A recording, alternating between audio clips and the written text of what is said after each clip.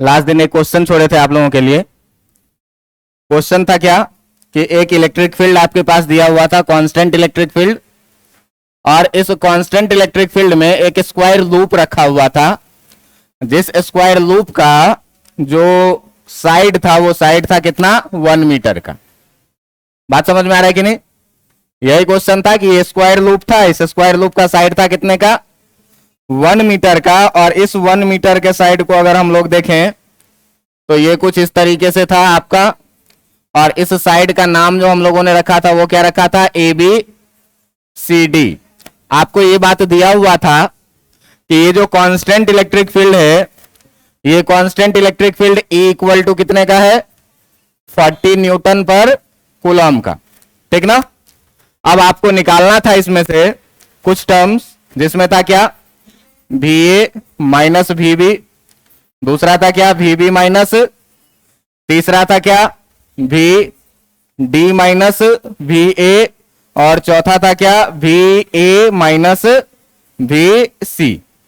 ये 3-4 VD minus VA था। तीसरा नंबर क्या था ये बोलो, VA माइनस, और चौथा नंबर VA माइनस, यही ना 4, ठीक है। अब देखिए कैसे बनाना है।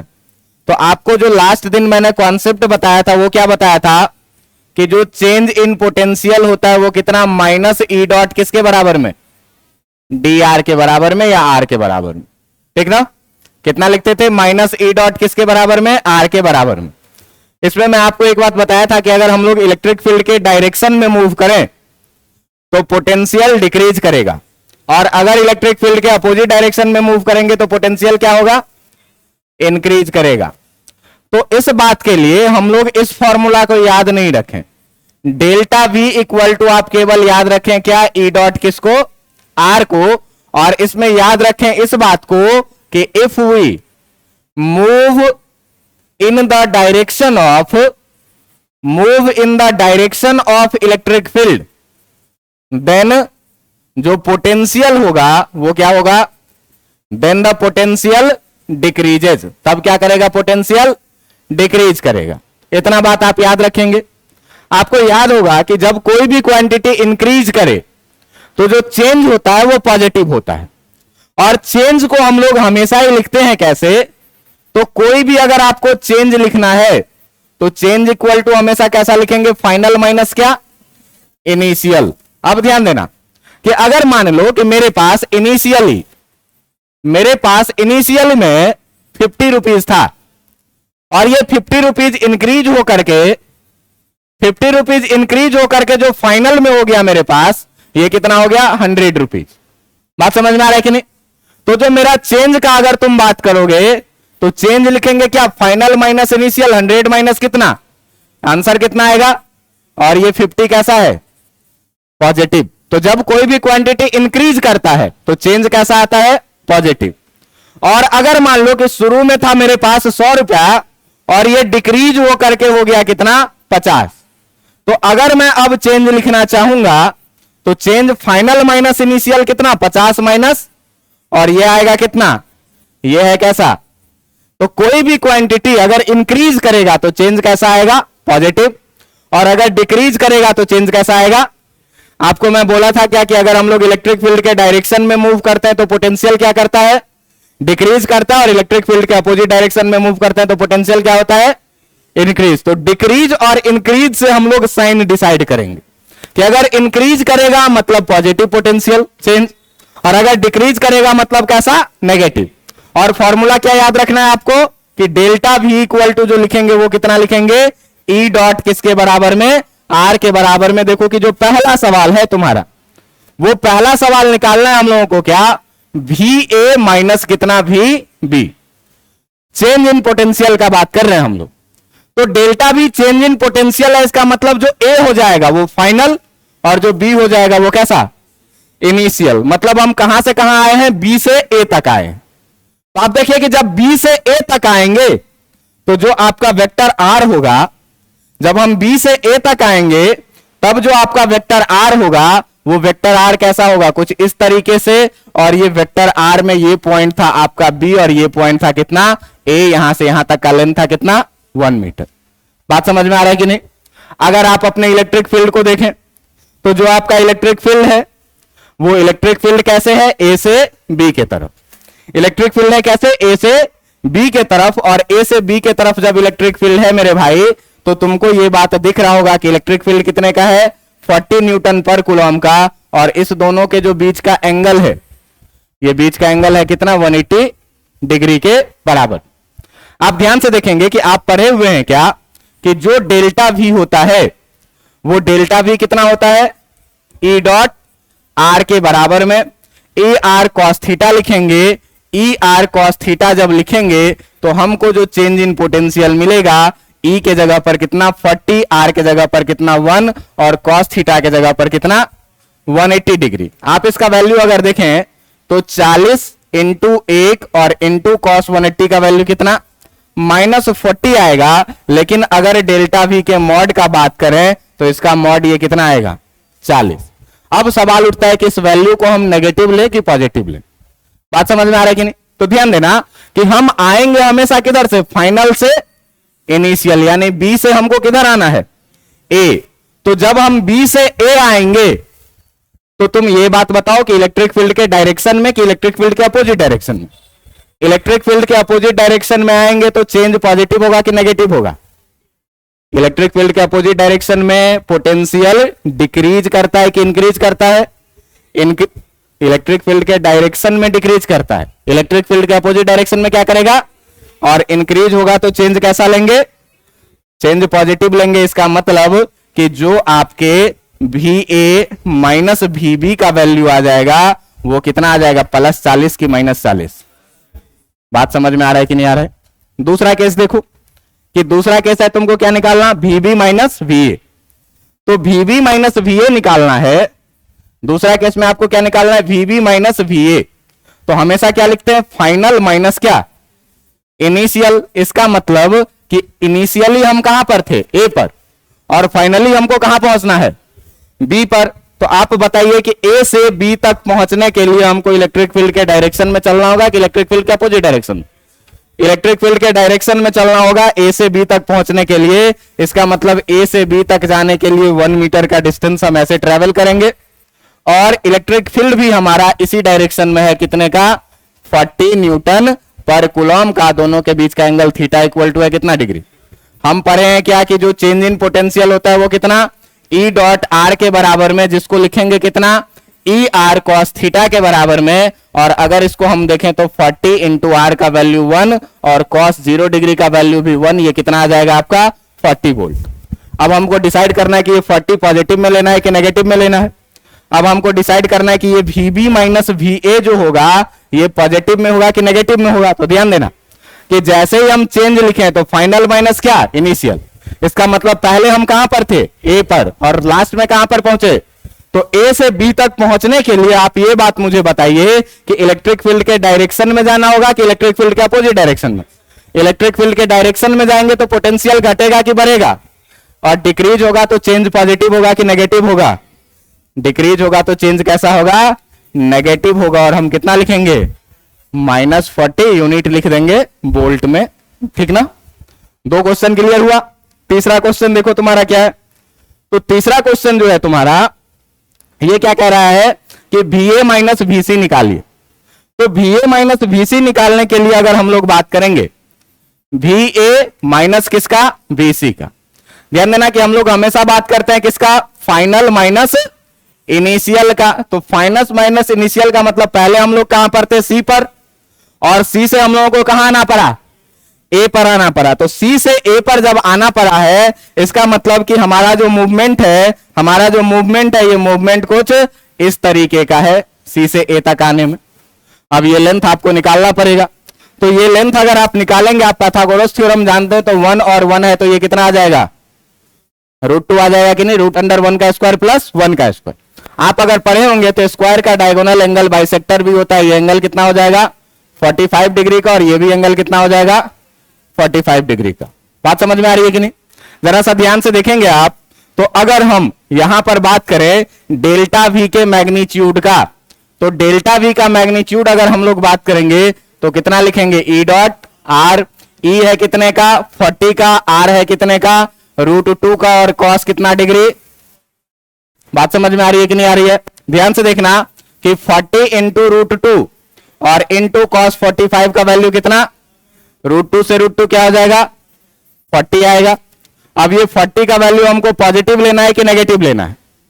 पॉजिटिव लेना है कि नेगेटिव लेना है? कुछ लोग सोच रहे होंगे कि इलेक्ट्रिक फील्ड ऐसा है, डिस्प्लेसमेंट ऐसा है, एंगल ये वाला होना चाहिए ना 135 डिग्री वाला।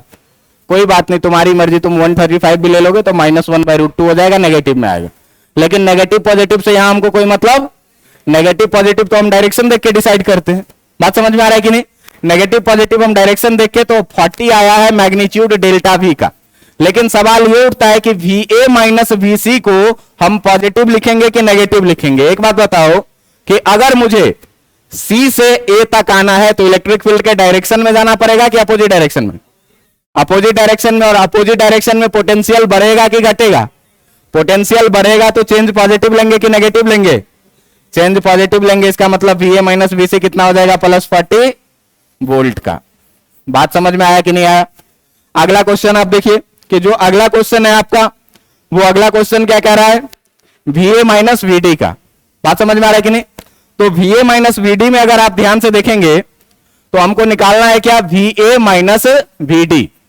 ध्यान से देखना कि इलेक्ट्रिक फील्ड तुम्हारा है ऐसे कितने का 40 न्यूटन पर कूलम का, और जब D से हम लोग A आएंगे तो कुछ इस तरीके से आएंगे, फाइनल माइनस इनिशियल D से कहां तक आना है, ये पॉइंट था आपका D और ये पॉइंट था कितना, इस दोनों के बीच का एंगल कितने का 90 डिग्री का। तो अगर डेल्टा V का बात करोगे तो डेल्टा V का बात करोगे तो कितना करोगे, E डॉट R को कितना लिखते हैं, ER कितना cos थीटा, E का वैल्यू है कितना R का वैल्यू, और cos थीटा का वैल्यू, cos 90 डिग्री का वैल्यू कितना होता है, डेल्टा V कितना आ गया, 0 का साइन पॉजिटिव ले कि नेगेटिव ले, कोई साइन ही नहीं लेना है। अब ध्यान से देखना कि क्यों आया 0।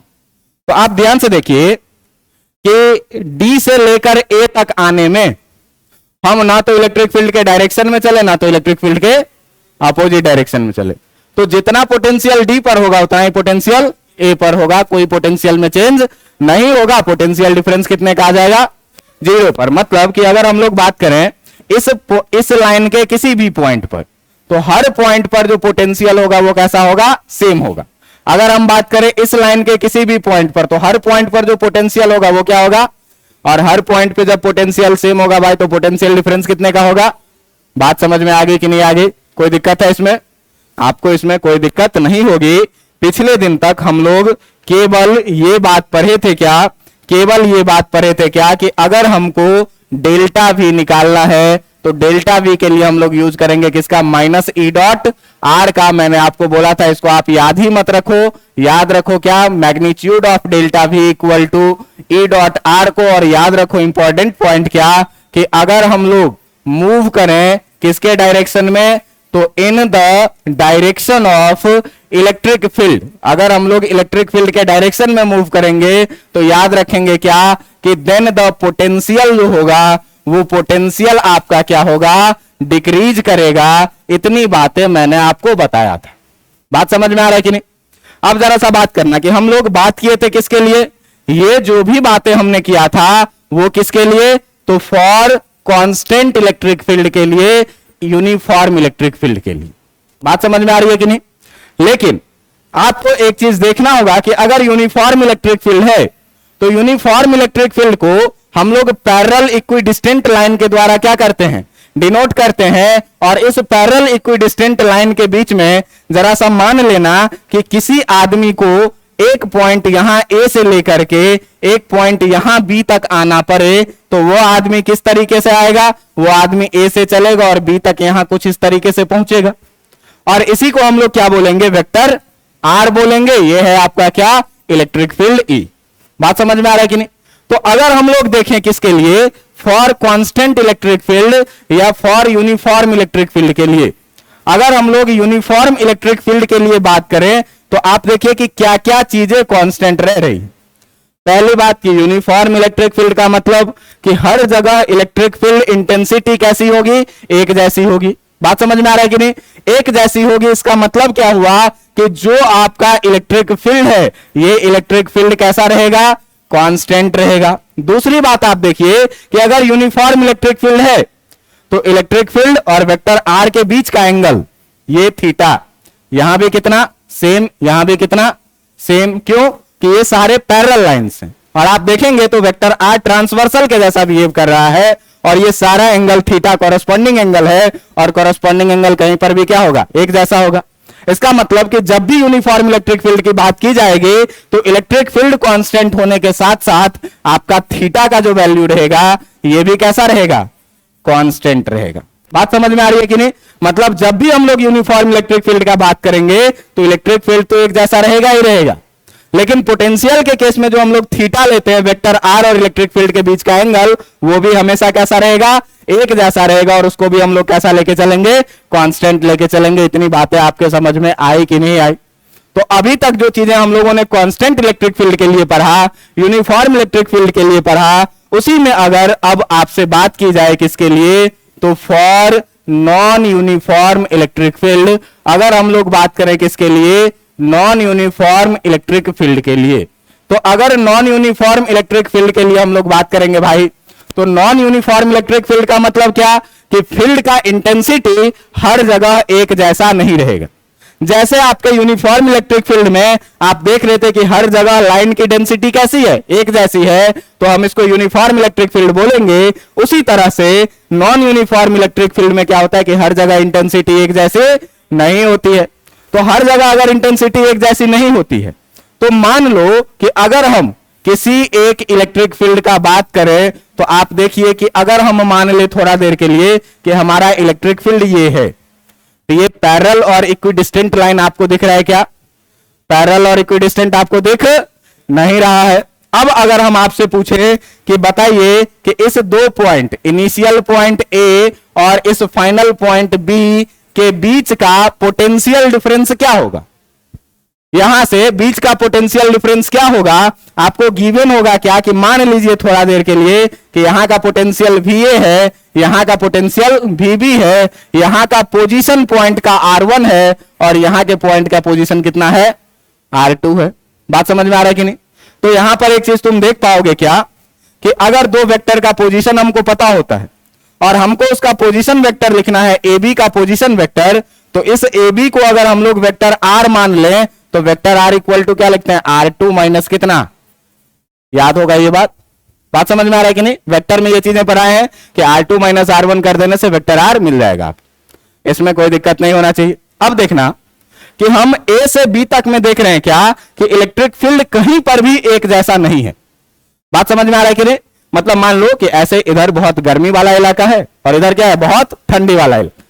तो ऐसा थोड़ी होता है कि यहां से हम अगर 200 किलोमीटर दूर चले जाएंगे तब मौसम पर प्रभाव पड़ेगा, डिस्टेंस बहुत ज्यादा हो जाएगा तब मौसम पर थोड़ा सा प्रभाव पड़ेगा। लेकिन मान लो कि मौसम गर्मी का थोड़ा सा अगर शिफ्ट हो जाए तो इससे मौसम पर कोई प्रभाव पड़ेगा क्या? नहीं पड़ेगा। तो अगर हम डिस्टेंस A से B तक जाते हैं, एक लंबा डिस्टेंस एक ही बार में लेते हैं, तो इलेक्ट्रिक फील्ड बदल रहा है।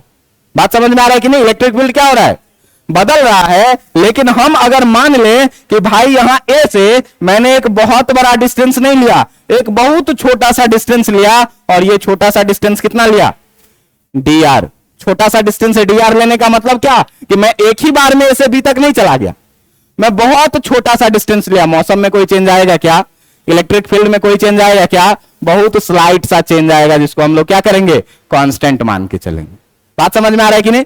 थोड़ा सा शिफ्ट हो जाने से इलेक्ट्रिक फील्ड पर कोई फर्क नहीं पड़ेगा, लेकिन बहुत ज्यादा शिफ्ट हो जाने से इलेक्ट्रिक फील्ड पर फर्क पड़ेगा। इसीलिए एक ही बार में काम नहीं करेंगे। और अगर छोटा सा हम शिफ्ट किए भी तो छोटे से शिफ्ट में पोटेंशियल में भी कितना चेंज होगा, छोटा सा।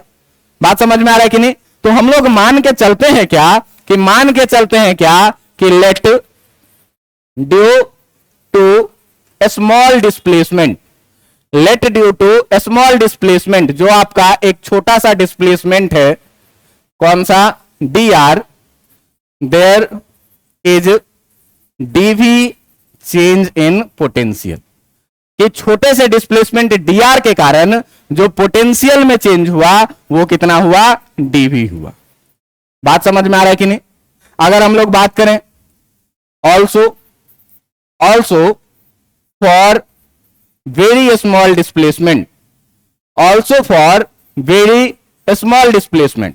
अगर बहुत छोटे डिस्प्लेसमेंट के लिए अगर हम लोग बात कर रहे हैं, जो इलेक्ट्रिक फील्ड ई होगा, जो आपका इलेक्ट्रिक फील्ड ई होगा, ये इलेक्ट्रिक फील्ड रिमेन्स कैसा होगा, इलेक्ट्रिक फील्ड रिमेन्स कैसा होगा, सेम होगा। इलेक्ट्रिक फील्ड पर बहुत ज्यादा फर्क नहीं पड़ेगा, मतलब कि आपका इलेक्ट्रिक फील्ड कैसा बिहेव करेगा, कांस्टेंट के जैसे, बहुत छोटे से शिफ्टिंग के लिए।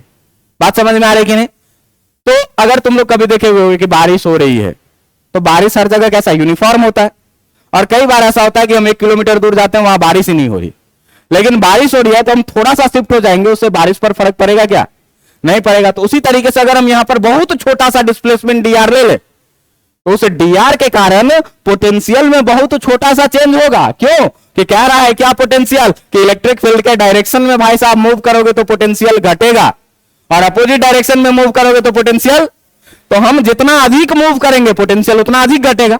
लेकिन हम अगर छोटा सा मूवमेंट लिए हैं, तो छोटे से मूवमेंट के लिए पोटेंशियल छोटा सा गिरेगा। कितना पोटेंशियल में चेंज हुआ? डीवी, बहुत छोटा सा मान ली। लेकिन इलेक्ट्रिक फील्ड पर बहुत ज्यादा फर्क पड़ जाएगा क्या? इलेक्ट्रिक फील्ड पर बहुत ज्यादा फर्क नहीं पड़ेगा, और इलेक्ट्रिक फील्ड को हम लोग कैसा मान के चलेंगे? कांस्टेंट मान के चलेंगे। और तब अगर बात करें हम लोग डीवी का, तो हम लोग पढ़े हुए हैं क्या, कि जो चेंज इन पोटेंशियल होता है, वो चेंज इन पोटेंशियल कितना होता है? माइनस ई डॉट आर लिखते थे, और यहां पर छोटा सा डिस्प्लेसमेंट है तो कितना लिखेंगे?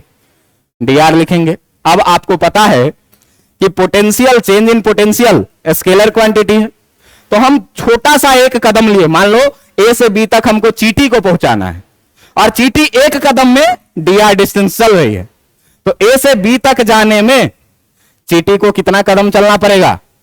इनफाइनाइट कदम चलना पड़ेगा।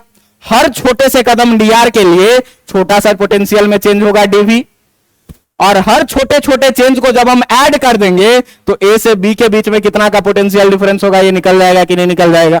और ऐड करने के लिए जो आपके पास जुगाड़ है, वो कौन सा जुगाड़ है? इंटीग्रेशन का। बात समझ में आ रहा है कि नहीं? तो अगर हम लोग बात करें किसके लिए? For total potential difference. अगर फॉर टोटल पोटेंशियल डिफरेंस का अगर हम लोग बात करेंगे, तो टोटल पोटेंशियल डिफरेंस के लिए क्या करेंगे भाई? बिटवीन ए एंड बी, ए और बी के बीच के टोटल पोटेंशियल डिफरेंस के लिए हम लोग क्या करेंगे? इसको क्या करेंगे? इंटीग्रेट करेंगे। इंटीग्रेटिंग बोथ साइड, दोनों तरफ क्या करना है? इंटीग्रेट करना है। और जब आप दोनों तरफ इसको इंटीग्रेट करिएगा तो इधर क्या हो जाएगा? इंटीग्रेशन डीवी, और इधर क्या हो जाएगा? माइनस इंटीग्रेशन ई डॉट कितना। बात समझ में आ रहा है कि नहीं आ रहा है? इतना बात में कोई दिक्कत है क्या?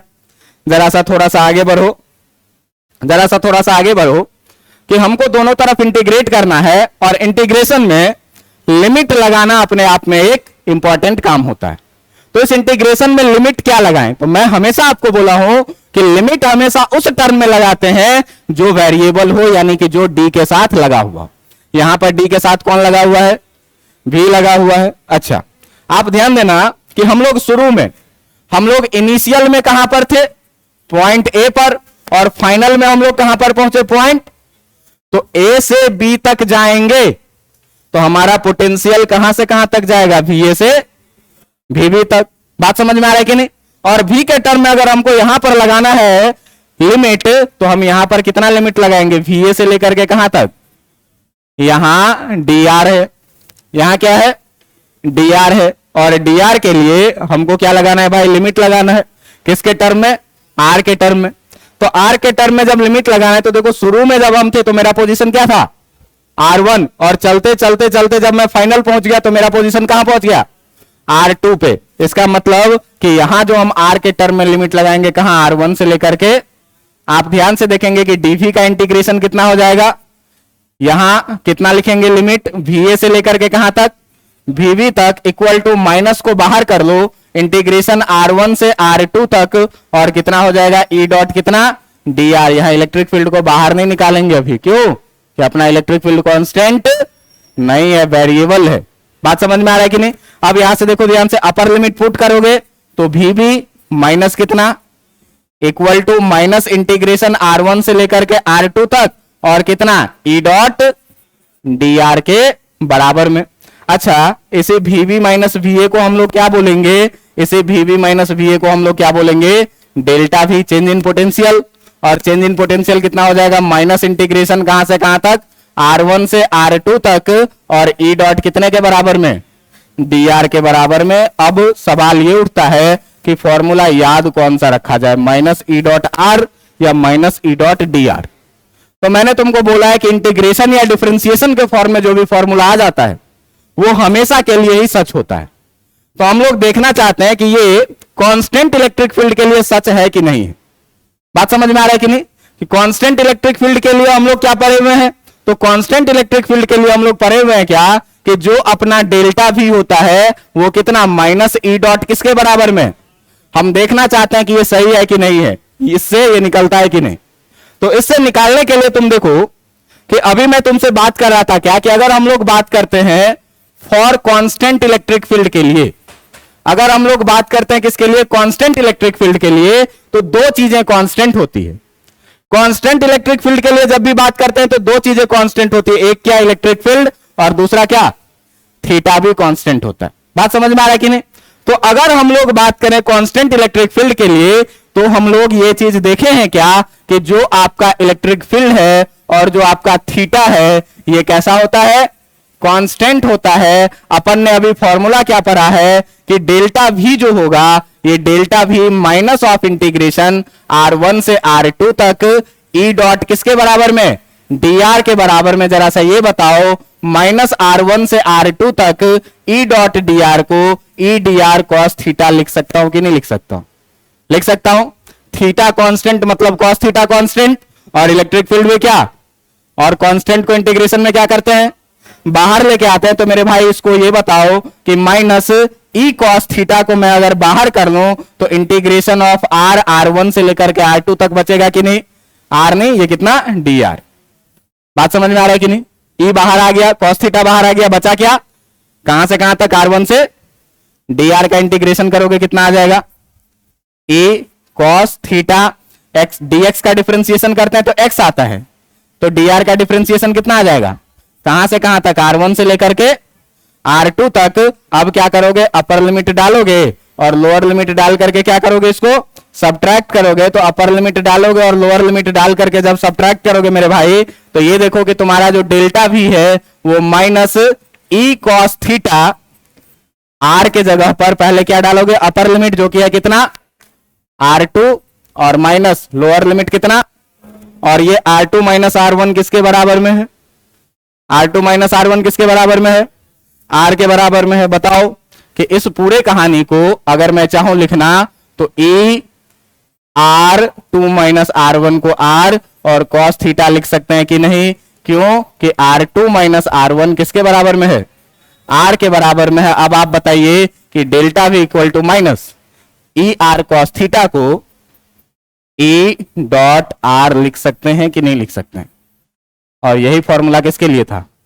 कांस्टेंट इलेक्ट्रिक फील्ड के लिए। तो अब याद रखें कांस्टेंट वाला कि ये वाला याद रखें। बात समझ में आ रहा है कि नहीं? क्यों कि कोई भी फॉर्मूला दुनिया में जो आपको इंटीग्रेशन डिफरेंशिएशन में मिलेगा वो वेरिएबल के लिए मिलेगा, और जो वेरिएबल के लिए कांस्टेंट के लिए वो ऑलरेडी वैलिड होता है।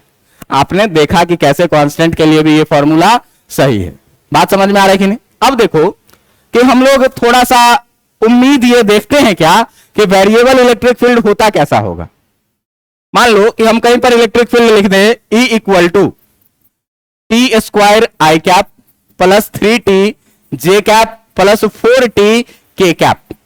आई कैप का मतलब x डायरेक्शन में, जे कैप का मतलब y डायरेक्शन में, और के कैप का मतलब, अब ये 3 डायमेंशनल इलेक्ट्रिक फील्ड है और टाइम पर डिपेंडेंट है। जब टाइम 1 सेकेंड होगा तो इलेक्ट्रिक फील्ड कुछ और होगा, जब टाइम 2 सेकेंड होगा तो इलेक्ट्रिक फील्ड, जब टाइम 3 सेकेंड होगा तो इलेक्ट्रिक फील्ड कुछ, मतलब जैसे जैसे टाइम बदलता जाएगा इलेक्ट्रिक फील्ड की वैल्यू क्या होती जाएगी? बदलती जाएगी। तो ये कांस्टेंट इलेक्ट्रिक फील्ड है कि वेरिएबल इलेक्ट्रिक फील्ड है? वेरिएबल इलेक्ट्रिक फील्ड है। जरा सा मान लो कि हम लोग एक वेरिएबल इलेक्ट्रिक फील्ड का कल्पना करते हैं और उस वेरिएबल इलेक्ट्रिक फील्ड को हम लोग लिखते हैं क्या? उस वेरिएबल इलेक्ट्रिक फील्ड को हम लोग लिखते हैं क्या? उस वेरिएबल इलेक्ट्रिक फील्ड, क्या हो रहा है ये? उस वेरिएबल इलेक्ट्रिक फील्ड को हम लोग ये कहीं से आ गया है।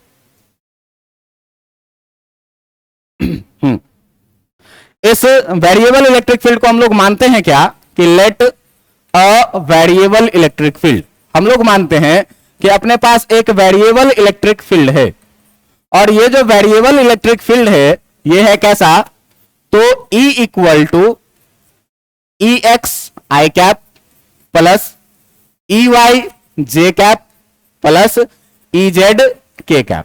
यहां पर देखिएगा कि ई एक्स ई वाई और ई जेड टी के टर्म में दिया रहेगा, टाइम के टर्म में या डिस्प्लेसमेंट एक्स के टर्म, किसी भी तरीके से आपको दिया हुआ रहेगा कि टाइम के साथ साथ भी बदल सकता है इलेक्ट्रिक फील्ड, या आपको ऐसे लिखा हुआ हो, मान लो कि E इक्वल टू लिखा हुआ हो कितना 2x x square I cap, displacement के साथ साथ ही बदल रहा हो इलेक्ट्रिक फील्ड, कि 1 मीटर पर रहे तो इलेक्ट्रिक फील्ड अलग, 2 मीटर पर रहे तो अलग, 3 मीटर पर रहे तो अलग, कैसे भी वेरी कर सकता है। तो हम लोग मान लिए क्या कि एक वेरिएबल इलेक्ट्रिक फील्ड अपने पास ये है, बात समझ में आ रहा है कि नहीं।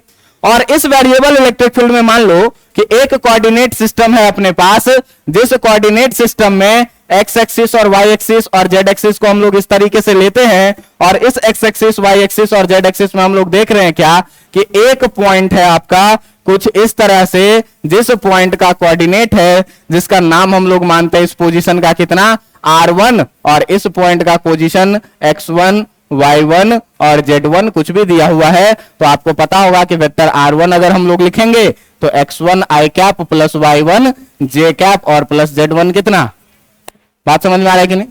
ये इनिशियल पॉइंट था, इस पोजीशन का नाम रख लो क्या a, और यहां से कोई भी पार्टिकल चला और पहुंच गया कहां पर b पर, कहां पर पहुंच गया b पर, इस b पॉइंट का कोऑर्डिनेट x2 y2 और z2 आपको दिया हुआ है, तो आप बताइए कि a से b तक आने में जो पार्टिकल का डिस्प्लेसमेंट हुआ ये कैसा डिस्प्लेसमेंट होगा ये, और इसी को हम लोग क्या बोलेंगे वेक्टर r बोलेंगे।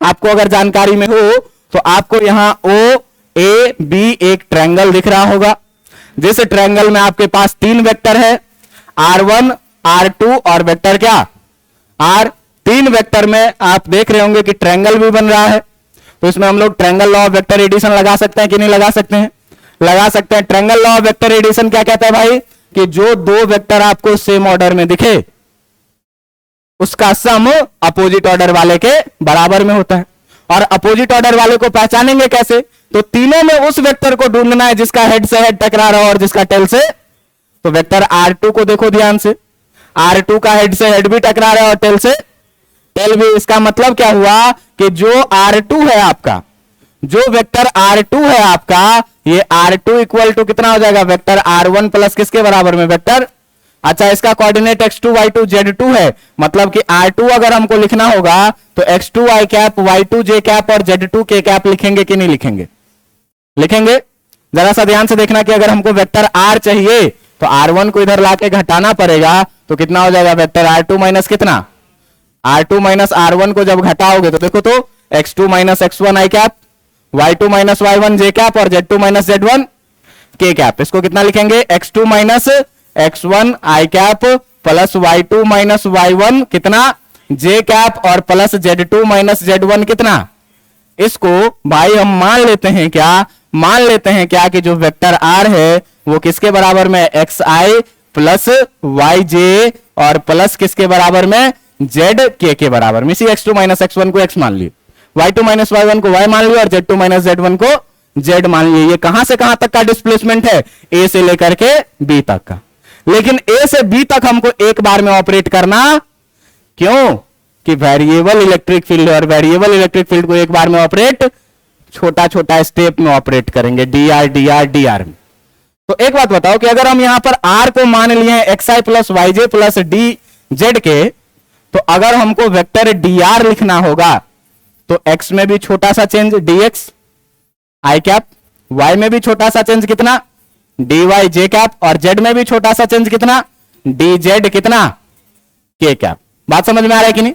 अब आप देखिए कि dr हमको पता है और इलेक्ट्रिक फील्ड E हमको यहां से पता है, और dr हमको यहां से ये पता है, और अभी हम लोग पढ़े हैं क्या कि छोटे से डिस्प्लेसमेंट के लिए, जो छोटा सा डिस्प्लेसमेंट के लिए जो छोटा सा पोटेंशियल डिफरेंस होता है dv इक्वल टू कितना माइनस e डॉट कितना dr के बराबर में। अब अगर हम इस टर्म को लेकर के थोड़ा सा आगे बढ़े तो चेंज इन पोटेंशियल अगर dv हम लोग लिखेंगे तो dv कितना लिखेंगे भाई माइनस e डॉट कितना, dr के बराबर में। जरा सा ध्यान से देखना, माइनस के जगह माइनस रहने देते हैं, ई के जगह पर हम लोगों ने क्या माना है, EXI EYJ EZ के लिख सकते हैं कि नहीं लिख सकते हैं, कितना EX I cap plus EY J cap plus EZ कितना K कैप, और dr के जगह पर हमारा कितना आया है, DX I cap plus DY J cap और प्लस DZ कितना।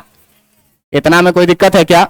अगर आपको डॉट प्रोडक्ट याद हो कि vector A equal to x1i plus y1j plus z1k होता था, और vector B equal to x2i plus y2j और प्लस z2k होता था, तो हम लोगों को अगर A डॉट B लिखना होता था तो A डॉट B को हम लोग क्या लिखते थे, x1 x2 प्लस y1 और प्लस z1।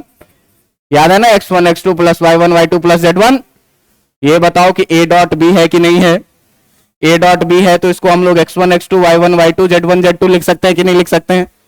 तो भाई dv इक्वल टू माइनस के जगह माइनस और x1 x2 यानी कि ex dx plus y1 y2 यानी कि ey और plus z1 z2 plus ez और dz, ez और कितना dz लिख सकते हैं कि नहीं लिख सकते हैं?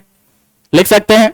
अब देखना कि अगर फॉर टोटल पोटेंशियल अगर हम लोग बात करें, अगर हम लोग बात करें किसके लिए, टोटल पोटेंशियल के लिए, तो टोटल पोटेंशियल के लिए क्या करेंगे, दोनों तरफ फिर से क्या करेंगे, इंटीग्रेट करेंगे। फॉर टोटल पोटेंशियल अगर आप बात करिएगा तो हम लोग इसको क्या करेंगे, इंटीग्रेट करेंगे दोनों तरफ, और इंटीग्रेट करेंगे जब दोनों तरफ तो आपको क्या मिल जाएगा, ये चीज जरा सा ध्यान से देखिएगा। इधर मिल जाएगा कितना इंटीग्रेशन dv, कहां से कहां तक, a से लेकर के और कहां तक, कोई दिक्कत है? इधर जब इंटीग्रेशन करोगे तो माइनस को छोड़ दो बाहर, बात समझ में आ रहा है कि नहीं? इंटीग्रेशन प्लस या माइनस में अलग अलग बढ़ जाता है, तो कितना लिखोगे, integration ex dx plus integration ey dy और प्लस इंटीग्रेशन कितना ez कितना। इतनी बातें समझ में आ रही है कि नहीं? लेकिन यहां पर लिमिट लगाना इंपॉर्टेंट है, बात समझ में आ रहा है कि नहीं? तीन इंटीग्रेशन है, तीनों में लिमिट लगाना इंपॉर्टेंट है। तो यहां पर वेरिएबल क्या है, x, लिमिट किस में लगेगा, यहां वेरिएबल क्या है, लिमिट किस में लगेगा, यहां वेरिएबल क्या है, लिमिट किस में लगेगा।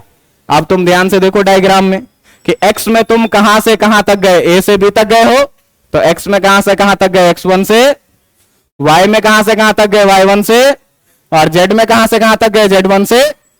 तो भाई साहब जब हमको लिमिट लगाना होगा तो यहां पर लिमिट क्या लगाएंगे, x1 से x2 तक, y में कहां से कहां तक और z में कहां से कहां तक। बताइए तो निकल के आ जाएगा कि नहीं total potential difference, potential difference तो निकल गया। कई बार ऐसा होगा कि आपको पोटेंशियल डिफरेंस दिया हुआ रहेगा और कहेगा कि इलेक्ट्रिक फील्ड निकालो, बात समझ में आ रहा है कि नहीं? कई बार क्या होगा कि आपको पोटेंशियल डिफरेंस दिया हुआ रहेगा और कहेगा क्या कि इलेक्ट्रिक फील्ड निकालो, बात समझ में आ रहा है कि नहीं? तो उसके लिए आपको एक टर्म की जानकारी होनी चाहिए, जिस टर्म को हम लोग बोलते हैं क्या, पार्शियल डिफरेंशिएशन। और इस पार्शियल डिफरेंशिएशन का बात हम लोग पहले भी कर चुके हैं कि पार्शियल डिफरेंशिएशन में जिसके रिस्पेक्ट में डिफरेंशिएट करना है उसके अलावा सारा टर्म क्या होता है, कांस्टेंट। बात समझ में आ रहा है कि नहीं? पार्शियल डिफरेंशिएशन के लिए हम लोग delta X delta Y by delta X लिखेंगे। कितना, डेल्टा वाई बाई डेल्टा कितना, एक्स। अब मान लो कि हमको कोई भी फंक्शन दे दिया y इक्वल टू क्या दे दिया, मान लो कि दे दिया तुमको क्या कि y इक्वल टू दे दिया तुमको मान लो 3x² plus 4z plus 3t, ऐसा कुछ दे दिया एक्सप्रेशन। अब हमको निकालना है delta Y by delta X, तो डेल्टा बाई डेल्टा एक्स तो ठीक है, y के जगह पर कितना लिखेंगे, 3x² प्लस 4z प्लस कितना 3t। बात समझ में आ रहा है कि नहीं?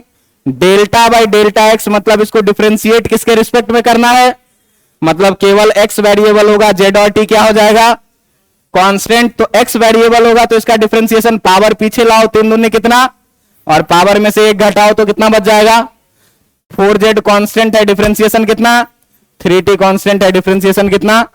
मतलब कि जिसके टर्म में डिफरेंशिएट करना है केवल उसी को वेरिएबल मानना है, बाकी जो भी टर्म रहेगा वो कैसा रहेगा, कांस्टेंट रहेगा। तो मेरे भाई साहब आप देखेंगे ध्यान से कि अगर हम इसी टर्म को dv equal to minus E x delta x लिखें plus E y delta y लिखें plus E z delta z लिखें, तो आप देखिए कि इसी चीज को अगर मैं लिखना चाहूं तो dx को डेल्टा x लिख लूं तो कोई दिक्कत है क्या, या इस dv को डेल्टा v लिख लूं तो कोई दिक्कत है क्या। डेल्टा v इक्वल टू कितना लिखेंगे, माइनस ई एक्स और डेल्टा x, या ऐसे ही लिखो जैसे लिखा हुआ था dv इक्वल टू, नहीं तो इसमें कंफ्यूजन हो जाएगा। dv equal to minus E X कितना dx प्लस ई वाई कितना dy और प्लस ई जेड कितना dz। अब इसको हम लोग क्या कर रहे हैं कि पार्शियली डिफरेंशिएट करेंगे। तो अगर पार्शियली डिफरेंशिएट करेंगे, ध्यान देना कि इसको हम लोग क्या करेंगे कि पार्शियली डिफरेंशिएट करेंगे विथ रिस्पेक्ट टू किसके, x के। तो x वेरिएबल हो गया, मतलब y और z क्या हो जाएगा, कांस्टेंट हो जाएगा। बात समझ में आ रहा है कि नहीं। तो देखो तो इधर कितना लिखोगे, delta v equal to E X minus sign के साथ डेल्टा x प्लस आप देखिए कि ई वाई लिखिएगा लेकिन dy चेंज इन y कैसा हो जाएगा, कांस्टेंट, क्योंकि y कैसा है, कांस्टेंट ना है। अगर x के रिस्पेक्ट में आप डिफरेंशिएट कर रहे हैं, इसका मतलब क्या हुआ कि y और z जो हो गया ये कैसा हो गया, और कोई भी टर्म अगर कांस्टेंट है, y कांस्टेंट है, यहां भी 1 यहां भी 1 यहां भी 1, तो चेंज इन y कितने का है, 0 का। यहां से यहां तक चेंज कितने का हुआ, यहां से यहां तक चेंज कितने का हुआ। तो अगर y z कांस्टेंट है, इसका मतलब चेंज इन y dy कितने का हो गया, इसका मतलब ई जेड और चेंज इन जेड कितने का हो गया। तो तुम ध्यान से देखोगे कि तुमको डेल्टा v इक्वल टू कितना मिलेगा, माइनस ई एक्स कितना डेल्टा x। डेल्टा x को इधर ले आओ तो delta v upon delta x equal to कितना मिल जाएगा, माइनस ई एक्स। इसका मतलब कि अगर पोटेंशियल दिया हुआ रहे तो उसको x के रिस्पेक्ट में अगर हम पार्शियली डिफरेंशिएट कर देंगे तो electric field in x direction मिल जाएगा। बात समझ में आ रहा है कि नहीं आ रहा है। दूसरी बात, अगर y के रिस्पेक्ट में डिफरेंशिएट करेंगे, अगर y के रिस्पेक्ट में हम पार्शियली डिफरेंशिएट करेंगे तो आप देखिए कि x वाले से डिफरेंशिएट किए तो केवल x वाला टर्म बचा dv by dx equal to minus E X. y के रिस्पेक्ट में करेंगे तो डेल्टा x 0 हो जाएगा, डेल्टा z 0 हो जाएगा, केवल y वाला टर्म बचेगा। तो y वाला टर्म बचेगा तो कितना हो जाएगा, delta v by delta y equal to कितना, माइनस ई वाई। कैसे, तो on partially differentiation with respect to किसमें, y में करेंगे तो केवल y बचेगा, x और z 0 हो जाएगा। और तीसरा चीज जो बचेगा वो कितना बचेगा, delta v by delta z equal to minus E Z. ये कब मिलेगा, तो ऑन पार्शियली डिफरेंशिएशन किसके रिस्पेक्ट में, विथ रिस्पेक्ट टू z के रिस्पेक्ट में करेंगे तो केवल z वाला बचेगा, बाकी सारा क्या हो जाएगा, खत्म। अब बताओ कि यहां से ex मिल गया, ey मिल गया, ez मिल गया। तो हम लोग जो इलेक्ट्रिक फील्ड पढ़े हुए हैं वो इलेक्ट्रिक फील्ड जो पीछे माने थे वो कैसा माने थे, ex i कैप प्लस कितना, ey कितना, j कैप और प्लस ez कितना। ये बताओ कि ex के जगह पर माइनस dv बाई dx लिख सकते हैं कि नहीं लिख सकते हैं, लिख सकते हैं। ex के जगह पर कितना लिख सकते हैं, minus delta v by delta x क्या, i कैप, माइनस इसके जगह पर delta v by delta y क्या, j कैप, और माइनस ई जेड के जगह पर कितना लिखेंगे, delta v by delta z कितना, k कैप। देखिए माइनस को इधर ले जाएंगे तो ई जेड कितना हो जाएगा, माइनस डेल्टा v बाई कितना, डेल्टा z। और आपको पता होगा कि अगर हमको मैग्नीट्यूड ऑफ इलेक्ट्रिक फील्ड निकालना है तो आप पढ़े होंगे कि अगर कोई vector r equal to X I plus Y J plus Z K है तो मैग्नीट्यूड ऑफ वेक्टर r जो हम लोग निकालते हैं root under X X square plus Y square plus Z square. तो यहां पर अगर मैग्नीट्यूड ऑफ वेक्टर e चाहिए तो रूट अंडर ई एक्स का स्क्वायर प्लस ई वाई का स्क्वायर और प्लस ई जेड का स्क्वायर निकाल लेंगे कि नहीं निकाल लेंगे। हमको EX, EY और EZ पता है कि नहीं है, पता है, काम हो जाएगा कि नहीं हो जाएगा। तो इस पर एक छोटा सा क्वेश्चन करके देख लेते हैं कि कैसे निकाला रहेगा। बात समझ में आ रहा है कि नहीं? अब देखिए कि अगर ये दिया रहे तुमको इलेक्ट्रिक फील्ड दिया रहे वेरिएबल और तुमको कहे क्या कि पोटेंशियल चेंज निकालना है, तो ये बहुत आसान है, तुम इंटीग्रेट कर लोगे। बात समझ में आ रहा है कि नहीं? एक्स वाई जेड के टर्म में दिया हुआ रहेगा। अब देखना ध्यान से कि अगर हमसे क्या दे क्या कि अब की बार जो है ये पार्शियल डिफरेंशिएशन में रहने देता हूं क्योंकि आपको समझ में आ जाइए।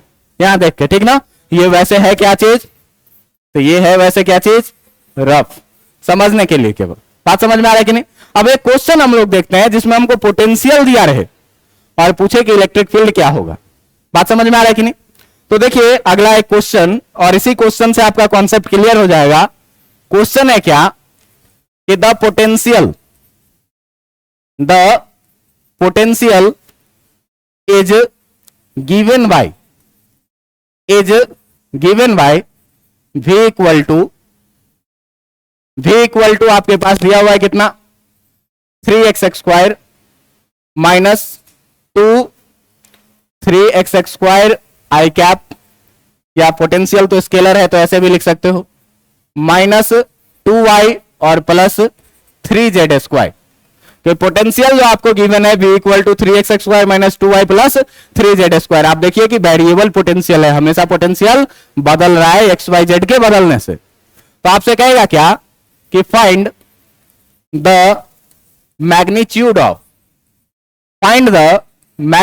Of electric field, find the magnitude of electric field at a point 100। एक पॉइंट है 100 जहां पर आपको बताना है कि इलेक्ट्रिक फील्ड का मैग्नीट्यूड कितना होगा।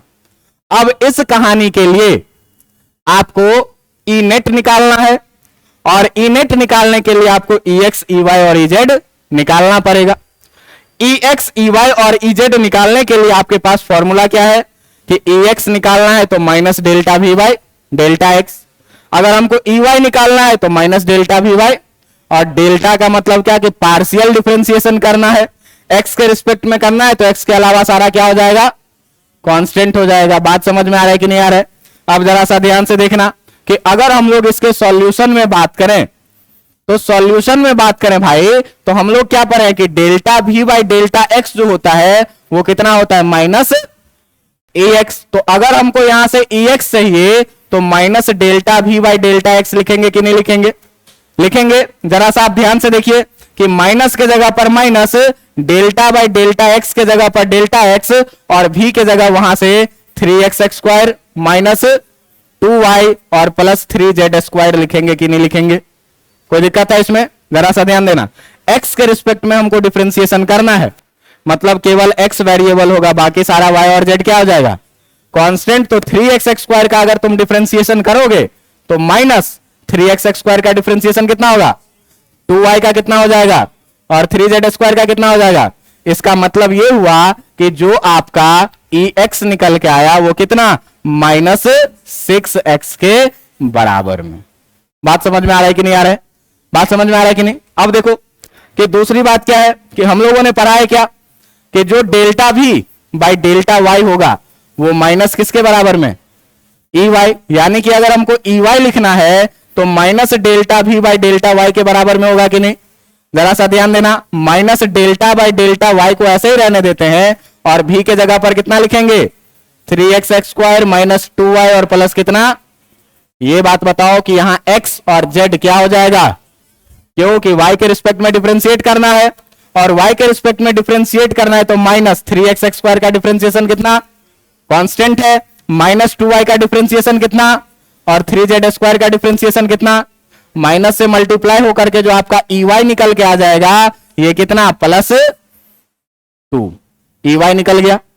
अब देखो कि अगर अपने को EZ निकालना है तो EZ निकालना है तो क्या पढ़ रहे हैं कि delta V by delta Z जो होगा वो माइनस किसके बराबर में, EZ के बराबर में। तो अगर EZ निकालना है तो माइनस डेल्टा V बाई कितना लिखेंगे, डेल्टा Z, माइनस के जगह minus, delta by delta Z के जगह Z, और V के जगह पर फिर से कितना लिखेंगे, 3x² minus 2y plus 3z जरा सा बात बताओ, एक्स और वाई क्या हो जाएगा, क्योंकि किसके रिस्पेक्ट में डिफरेंशिएट कर रहे हैं।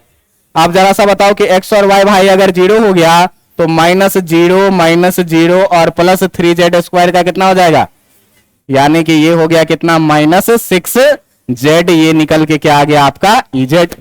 अब ये बात बताइए आप कि आपको मैंने सिखाया है कि जो आप इलेक्ट्रिक फील्ड लिखेंगे वो वेक्टर क्वांटिटी है, और इलेक्ट्रिक फील्ड अगर वेक्टर क्वांटिटी है भाई, तो अगर हमको वेक्टर ई लिखना है तो क्या लिखेंगे, Ex i cap plus Ey j cap और प्लस Ez कितना। तो ये बताओ वेक्टर ई अगर लिखना है तो Ex का वैल्यू कितना आया है, -6x, यानी कि इसको अगर लिखेंगे तो कितना लिखेंगे, -6 i कैप प्लस Ey का वैल्यू कितना आया है, Ey का वैल्यू कितना आया है 2, यानी कि इसको कितना लिखेंगे, और Ez का वैल्यू कितना आया है -6z, यानी इसको कितना लिखेंगे, -6z कितना। बात समझ में आ रहा है कि नहीं। अब ध्यान देना कि हमको एक पॉइंट दिया हुआ है, जिस पॉइंट पर निकालना है 100 पर। तो अगर फॉर पॉइंट 100 अगर हम लोग बात करें, फॉर पॉइंट 100, इसका मतलब कि x का वैल्यू कितना होना चाहिए, y का वैल्यू कितना और z का वैल्यू कितना, इसमें पुट कर दो तो इलेक्ट्रिक फील्ड जो निकल के आ जाएगा -6, x के जगह 1 डालोगे i कैप, 2 में y का वैल्यू कुछ है ही नहीं तो ये कितना रह जाएगा 2, और z के जगह पर अगर 0 डालोगे तो -6 इंटू 0 कितना हो जाएगा k कैप, y था ही नहीं तो y का वैल्यू क्यों पुट करें, कांस्टेंट नंबर है। अब देखना कि जो इलेक्ट्रिक फील्ड निकल के आ गया वो कितना निकल के आ गया, -6 i cap plus 2 j cap और -0 कितना। अब अगर मैग्नीट्यूड ऑफ इलेक्ट्रिक फील्ड चाहिए तो √अंडर -6 का स्क्वायर प्लस 2 का स्क्वायर और प्लस Ex का स्क्वायर प्लस Ey का स्क्वायर प्लस Ez का स्क्वायर कितना हो जाएगा, √अंडर 36 और प्लस कितना, और प्लस कितना, √अंडर कितना लिखेंगे, इलेक्ट्रिक फील्ड का यूनिट क्या लिखेंगे, हो गया आंसर।